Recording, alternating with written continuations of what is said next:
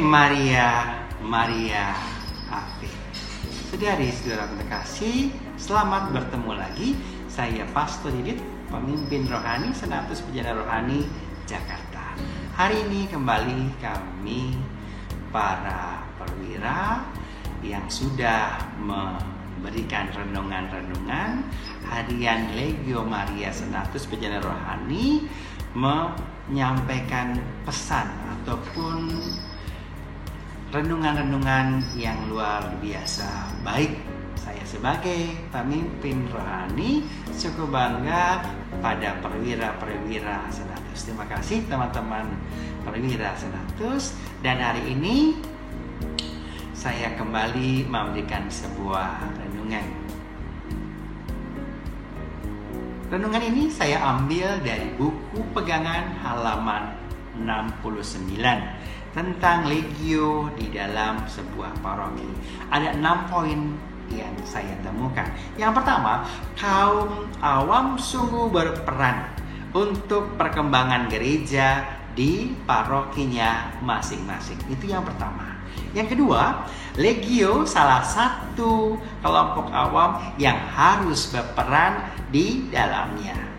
Dan yang ketiga, melalui legio inilah legioner kaum awam ini akan terbiasa berkarya. Dan keempat, bekerja sama dengan pastor paroki dalam tanggung jawab pastoral. Dan kelima, harus ada pengaturan dalam rapat mingguan untuk tugas dan kegiatan paroki.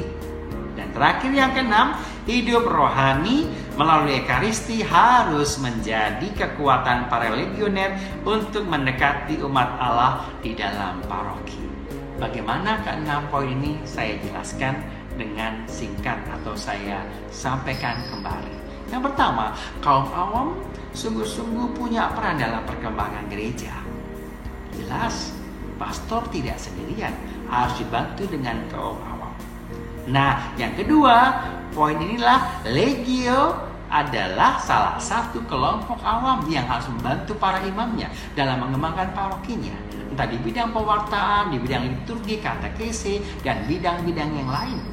Anda punya peran di sana dan membantu mengembangkan paroki, di mana hadir umat Allah sehingga pastor tidak sendirian melakukan atau tugasnya.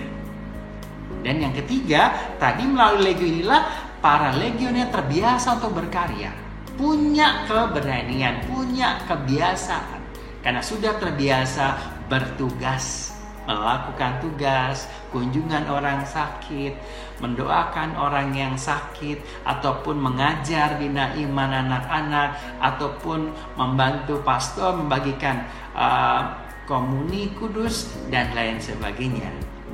Dan yang keempat, harus bekerja sama dengan pastor di dalam tugas kegiatan paroki. Seorang legioner harus bisa bekerja sama, nggak mau sendiri. Apalagi menjadi sebuah kelompok yang eksklusif, yang nggak mau terlibat dengan pastornya. Pastornya ngomong ini, aku sebagai kelompok, sebagai legioner, sebagai presidium maunya sendiri. Semoga tidak terjadi di presidium Anda ataupun di dewan-dewan di atasnya. Dan yang kelima, harus ada pengaturan di dalam rapat mingguan untuk tugas atau kegiatan paroki, sehingga tidak bentrok. Mau rapat, saya harus tugas ngajar, saya harus lektris, harus lektor, saya harus paduan suara. Anda harus mengatur tugas-tugas dengan baik. Seorang ketua presidium harus juga bisa melihat anggota para legionernya untuk menyiapkan tugasnya sehingga tidak bentrokan dengan tugas-tugas di paroki. Dan yang terakhir, yang keenam, melalui hidup rohani, Ekaristi menjadi kekuatan. Semoga legioner punya kebiasaan Ekaristi, tidak malah nggak pernah Ekaristi. Hari Minggu datang ke gereja tapi nggak Ekaristi, tapi rapat.